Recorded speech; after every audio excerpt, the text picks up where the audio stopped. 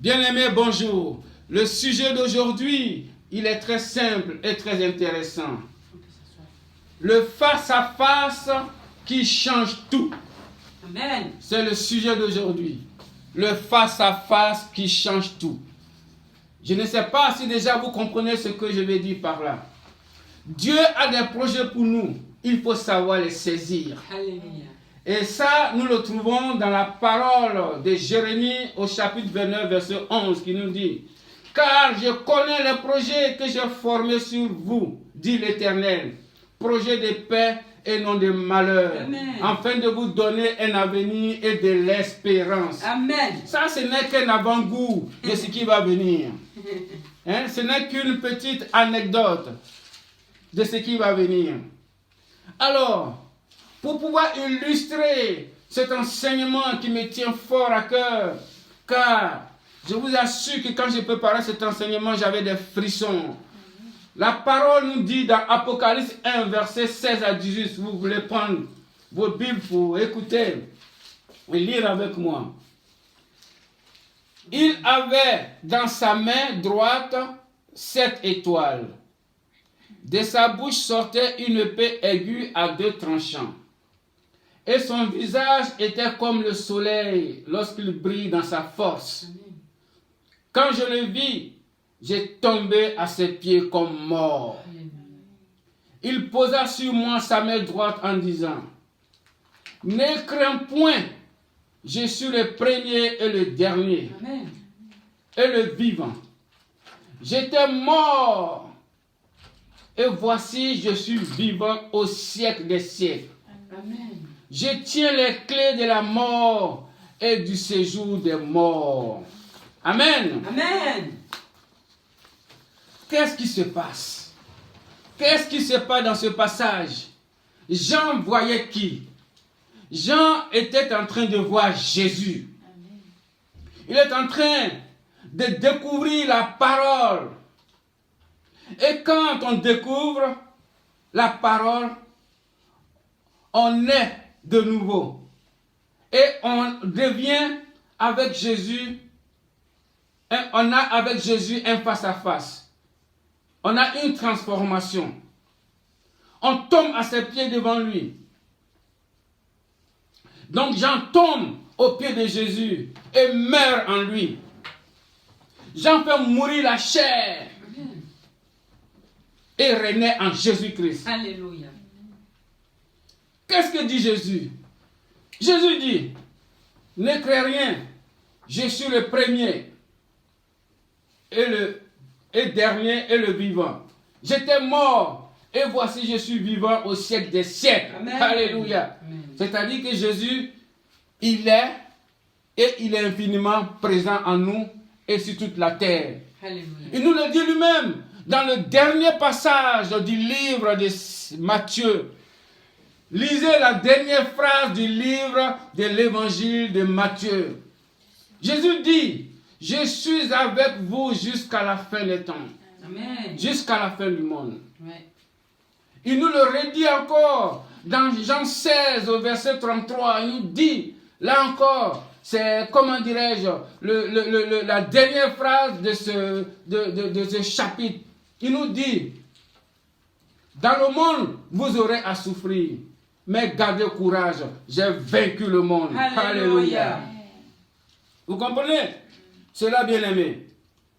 Quand tu commences une vie avec lui, avec lui Jésus, tu la termines dans l'éternité Amen. avec lui. Le véritable face-à-face nous fait tomber aux pieds de Jésus comme mort. Vous voyez, il a dit ici, quand je le vis, je tombais à ses pieds comme mort. Il posa sur moi sa main droite en disant, ne crains point. Alléluia. Amen. Quand on rencontre Jésus, on tombe comme mort à ses pieds. Comme mort à ses pieds, qu'est-ce que ça veut dire? Pour l'adorer, comme l'a fait Marie à la mort de son frère Lazare. Marie s'est assise au pied de Jésus pour écouter la parole. Et sa sœur Marthe est allée à la recherche de Jésus. Mais le plus important, c'est plutôt Marthe qui était affairée à faire les choses de la maison. Et Jésus lui a dit, Marie a choisi le bon côté, qui ne lui sera jamais enlevé en écoutant la parole de Jésus, Alléluia. étant assise au pied de Jésus. Amen. Amen. Vous voyez ceci. Il y a plusieurs passages dans la Bible qui sont très importants. Je vais vous parler de Jacob. Vous connaissez Jacob? Celui qu'on a appelé Israël. Que s'est-il passé avec Jacob, si vous le savez bien? Dans Genèse 32, au verset 26 au verset 28, la Bible nous dit que Jacob lutte avec Dieu. Jacob lutte avec quelqu'un, avec un homme. Mais cet homme n'est que Dieu. Cet homme n'est que Jésus. Il est apparu sous forme d'un ange, mais ce n'est que Jésus. Et qu'est-ce qui s'est passé? Jacob a demandé, Jacob a demandé à vouloir connaître le nom de ce monsieur. Mais d'abord, que s'est-il passé? Jacob ayant lutté toute la nuit et l'aurore apparaissait. Et cet homme dit à Jacob, laisse-moi aller, les gens me verront. Jacob dit non, je ne te laisserai point aller tant que tu ne me bénisses. Alléluia. Ça, c'est la foi. Jacob ayant lutté avec cet homme, et après cet homme lui dit, quel est ton nom? Amen. Amen. Voici le vrai face à face. Quel est ton nom? Il dit, je m'appelle Jacob. Menteur, usurpateur, voleur. Et l'ange lui dit, tu ne t'appelleras plus Jacob, Amen. mais tu t'appelleras Israël. Qu'est-ce que veut dire Israël? Israël veut dire vainqueur. Alléluia. Alléluia. Quand vous remarquez, le nom Israël ne vous dit rien. Le Seigneur me l'a révélé. C'est le nom d'un ange vainqueur. Amen. Et Jacob a combattu avec Dieu. Et Jacob a été vainqueur. Alléluia. Quand vous remarquez, tous les noms des anges finissent par elle. Israël, Raphaël, Uriel, Gabriel, ainsi de suite. Vous comprenez? Et ça, c'est les bons anges. J'ouvre une parenthèse. Ne priez jamais en annonçant le nom des anges. Parce que notre ennemi commun, il a pris les mêmes noms des anges de Dieu pour donner à ses anges. Donc ne priez jamais pour des anges. Donc de Jacob, il est passé à Israël, qui veut dire vainqueur, comme je viens de vous dire. Il est l'ange vainqueur, l'ange de Dieu qui gagne, l'ange de Dieu qui est toujours vainqueur et qui va de l'avant. Mais ce n'est pas tout, bien-aimés. Je vous informe de ceci. Dans le livre de Luc, au verset 24, il y a une grande rencontre avec le Seigneur. Un grand face-à-face avec le Seigneur. Luc 24, au verset 28 à 35, qu'est-ce qui s'est passé? La parole parle des disciples d'Emmaüs. Au verset 32, c'est la partie saillante qui me plaît beaucoup. Les disciples disent l'un à l'autre, notre cœur ne brûlait-il pas au-dedans de nous lorsqu'il nous parlait en chemin, en nous expliquant les Écritures? Que s'est-il passé? Se levant à l'heure même, ils retournèrent à Jérusalem et ils trouvèrent les 11 et ceux qui étaient avec eux assemblés en disant, le Seigneur est réellement ressuscité. Alléluia. Vous voyez ce grand changement, ce grand bouleversement, ce face-à-face qui a tout changé. Pourquoi ça a tout changé en eux? Quel était leur but? Quel était leur objet? Quel était leur motif? Leur motif et objectif était d'aller à Emmaüs pour se reposer. Car Emmaüs, c'est le coin de repos. Ils allaient se reposer. Mais chemin faisant, ils ont rencontré celui qui peut tout. Ils ont rencontré l'homme solution. Ils ont rencontré Jésus-Christ. Et leur vie a été changée. Leur plan a été bouleversé. C'est ce que je disais aujourd'hui. Dieu a des projets pour nous. Il faut savoir les saisir. Leur plan d'aller rester à Emmaüs a changé. Amen. Ils disent non, on ne peut pas rester là. Il faut qu'on retourne encore à Jérusalem. Il faut qu'on retourne pour en parler aux autres frères. Pour dire que le Seigneur est réellement ressuscité. Alléluia. Vous voyez, la parole dit, ils se disent l'un à l'autre, notre cœur ne brûlait-il pas au-dedans de nous lorsqu'ils nous parlaient en chemin, en nous expliquant les Écritures, se levant à l'heure même, ils retournèrent à Jérusalem. Amen. Amen. Vous voyez comment Dieu, comment Jésus, quand on fait un face-à-face avec lui, il nous change. Il nous fait naître de nouveau. Il nous donne un nouveau visage. Il nous donne une nouvelle façon de marcher. Vous voyez, dans le passage avec Jacob, que s'est-il passé? On dit qu'il frappa, l'ange frappa Jacob à la moiture. Et qu'est-ce qui s'est passé pour Jacob? Non seulement il a changé de nom, mais il a changé de démarche. Amen. Amen. Quand tu rencontres Jésus, tu changes de démarche. Quand tu rencontres Jésus, tu changes de vie. Jacob a changé sa démarche. Amen. Amen. Il a changé sa démarche. Pourquoi? Parce qu'il a rencontré Jésus.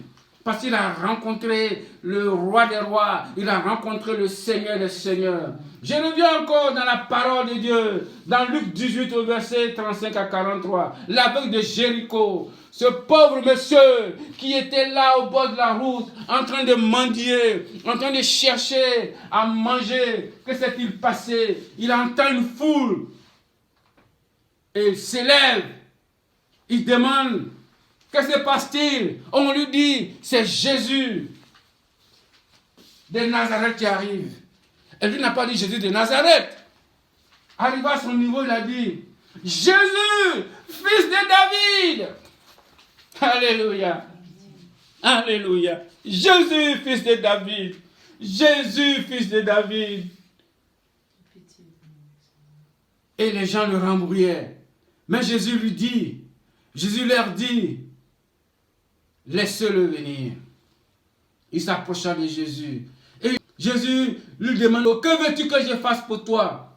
Il a dit, Rabbi, que je vois. Amen. Quelle foi. Jésus dit, vois, ta foi t'a sauvé. Amen. Vous comprenez? C'est un face-à-face qui transforme. Un face-à-face qui rend la vie à Bartimée. À Bartimée qui était assis au bord de la route, à Jéricho. Est-ce que nous avons cette foi, nous aussi? Bien-aimés, nous devons chercher à rencontrer le fils de David. Oui, pour qu'il nous change. C'est très important. Encore dans Luc, au chapitre 19, verset 1 à 10, la parabole des Zachée. Ah oui, Zachée, ce collecteur d'impôts qui était pas aimé dans son milieu. Que s'est-il passé? Apparemment, la Bible dit, Zachée est de petite taille. Il court, il monte sur un sycomore devant Jésus. Mais Jésus, que tu sois derrière, que tu sois devant, que tu sois à gauche, que tu sois à droite, il te voit. Amen. Il arrive sur le sycomore, il voit Zachée. Il dit, Zachée, descends. Aujourd'hui, je vais manger chez toi. Amen. Jésus, qu'est-ce qu'il fait? Il s'auto-invite. Mais celui qui s'est d'abord auto-invité, c'est qui? C'est Zachée. Pourquoi? Parce qu'il a été le premier à monter sur l'arbre. Il était curieux, il voulait savoir qui est Jésus. Donc c'est Zachée qui s'est d'abord auto-invité pour connaître le Seigneur. Et Jésus-Christ, comme on le dit en jargon, ici terre à terre, Jésus a enfoncé le clou. Amen. Amen. Vous voyez, la partie qui me plaît beaucoup, c'est le verset 8. Zachée se tenant devant le Seigneur lui dit, voici Seigneur, je donne aux pauvres la moitié de mes biens. Et si j'ai fait tort à quelqu'un, je lui rends le quadruple. Le salut est entré dans cette maison, car Zachée est aussi fils d'Abraham, a dit Jésus-Christ. Amen. Amen. Vous voyez, c'est un face-à-face qui change tout. Le face-à-face qui nous transforme. Le face-à-face qui nous guérit. Le face-à-face qui nous donne de renaître en Jésus-Christ. Et ça, c'est très important. Mais ce n'est pas tout. Parce que la Bible est jonchée de ces paroles transformatrices, de ces paroles qui nous font renaître. Bien sûr, nous allons encore dans notre récit, Jean 9, du verset 1. L'aveugle né. Vous voyez, l'aveugle né. Au verset 38, il dit, je crois Seigneur, et il l'adora. Vous voyez, je crois Seigneur, et il l'adora. Il adora Jésus. Amen. Il s'est jeté aux pieds de Jésus. Donc il tomba aux pieds de Jésus. Jésus dit qu'il est venu au monde pour un jugement, pour que ceux qui voient, ceux qui voient deviennent aveugles, et ceux qui ne voient point, voient. Vous comprenez? C'est ça Jésus. Il est venu pour ça. Il est venu pour nous sauver. Il est venu pour nous faire renaître à la vie nouvelle. Renaître pour marcher avec lui. C'est ça le face à face. Mais le plus important encore dans tous ces passages, c'est le passage de Jean, toujours. Jean, chapitre 5, du verset 1 à 18. Le paralytique guéri à la piscine de Bethesda. Je vous assure, bien-aimés, c'est un passage qui est émouvant. Un passage qui est vraiment émouvant. Jésus, en nous changeant, en nous guérissant, fait renaître à un homme, à un être nouveau. Amen. Qui n'oubliera pas sa condition première. Amen. En effet, quand vous n'oubliez pas votre condition première, c'est que vous êtes vraiment attaché à Jésus-Christ. Oui, Jésus peut te guérir si tu veux. Oui, Jésus te guérira de la mort éternelle dans les eaux du baptême. Oui, Jésus te guérira et te le rappellera par ton grabat. Oui, parce que en lisant le passage de Jean 5, de verset 1 à 18, qu'est-ce qu'il dit? Que ce monsieur, ce pauvre malade depuis 38 ans, il était là, couché sur son grabat, malheureux. Il ne pouvait pas aller dans l'eau, dans la piscine, quand l'ange venait agiter l'eau. C'est ce que dit la parole. Il était là depuis 38 ans. Et apparemment, un ange venait agiter l'eau. Et quand cette eau est bien agitée, celui qui s'y trempe en premier, guérit. Et ce monsieur ne pouvait pas. Et quand Jésus l'a vu, Jésus eut compassion de lui. Et il lui dit, veux-tu guérir? Et il dit à Jésus, je ne peux pas, car quand l'eau est bien agitée, avant d'y aller me tremper dans cette eau, il y a déjà quelqu'un qui y part. Et moi, je ne peux pas. Ça fait 38 ans qu'il est là. Et Jésus lui a dit, prends ton grabat, lève-toi et marche. Amen. Et c'est ce qui s'est passé. Donc je vous dis, oui, Jésus, dans ton désert, peut faire jaillir des sources infinies, l'eau vivante. Amen. Oui, Jésus maintenant fait de toi un être nouveau. Aujourd'hui, cette parole de l'Écriture que vous venez d'entendre est accomplie. Aujourd'hui, tu vas renaître à la grâce. Réponds seulement à sa question. Veux-tu guérir? Oui. Voilà. Si tu veux guérir, Jésus est là pour te donner la solution. Amen. Si tu veux guérir, Jésus est là pour accomplir ce qu'il dit. Car Jésus, c'est celui qui a la solution à tous les problèmes. Amen. Et en même temps, il est l'homme solution. Alléluia. C'est très important de le savoir. Oui, bien-aimé, quand je suis arrivé sur ce passage, je me suis dit, non, Seigneur, je suis moi aussi pécheur. Alors, change-moi davantage. Amen. Oui, Seigneur, change-moi. Oui, Seigneur, change-moi. J'ai beaucoup péché depuis l'âge de 7 ans jusqu'à l'âge que j'ai aujourd'hui, Seigneur. Je ne me rappelle même plus de mes forfaits que j'ai faits. Alors, Seigneur, prends pitié de moi. Prends pitié de moi. Transforme-moi. Je veux faire un face-à-face avec toi. Un face-à-face qui me transforme. Un face-à-face qui me guérira. Un face-à-face qui me fera renaître. Oui, Seigneur, je t'en supplie, ne m'abandonne pas, ne m'abandonne pas, oui, Seigneur, ne m'abandonne pas. Maintenant, comment pouvez-vous comprendre qu'un face-à-face change? Parce que la parole de Dieu dit toujours dans Jean, oui, le fameux livre de Jean. Jean a dit, oui, personne n'a vu Dieu. Mais, quelque part dans la Bible, il est dit qu'il y a des gens qui ont vu Dieu. Oui, je prends le cas de Job. Je le répète, dans Jean 1, verset 18, il dit, personne n'a jamais vu Dieu. Et le Fils unique, or, c'est le Fils unique qui est seulement venu d'en haut qui a vu son Père. Et c'est lui seul qui peut nous le faire connaître. Mais Job, qu'est-ce qu'il a dit? Et ça, c'est étonnant. Je me suis posé la question. Job, comment il a fait? Dis-moi, Job, comment tu as fait? Dans Job 42, verset 5, Job a dit, mon oreille avait entendu parler de toi. Mais maintenant, mon œil t'a vu. Alléluia. Job, je t'en supplie, dis-moi comment tu l'as vu. Dis-moi, Job, oh Job, dis-moi comment tu as vu Dieu. Car moi aussi je veux le voir. Je veux le voir. Mais la réponse de Job qui résonnait dans mon corps et dans mon cœur était celui-ci. Tu me trouveras dans ma parole. Amen. Alléluia.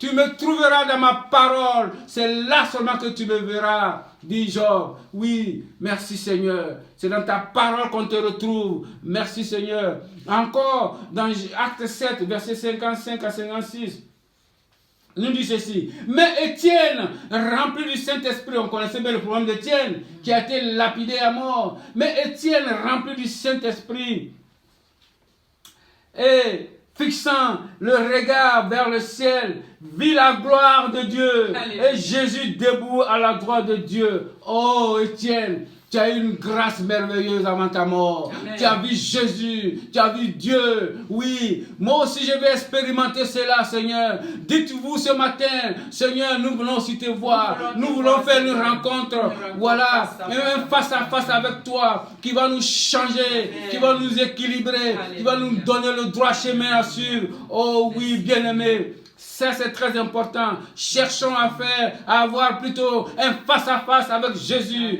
avec Dieu, afin que nous soyons changés. Car sans ce face-à-face, nous resterons toujours dans nos péchés, dans nos impudicités, dans notre mauvaise marche. Prenez le cas de Jacob, qui s'est battu toute une nuit. Et Jacob a été frappé à l'emboîture, a changé de démarche. Il a commencé à marcher autrement.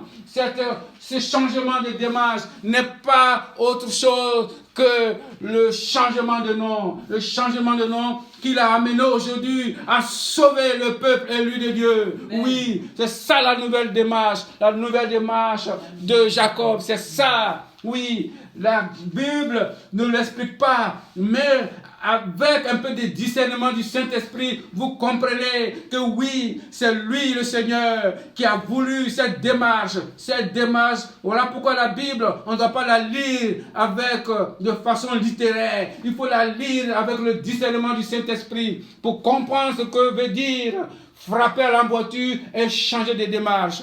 Jacob a changé de démarche, il a sauvé le peuple élu. Et voilà, aujourd'hui, ils sont là, toujours.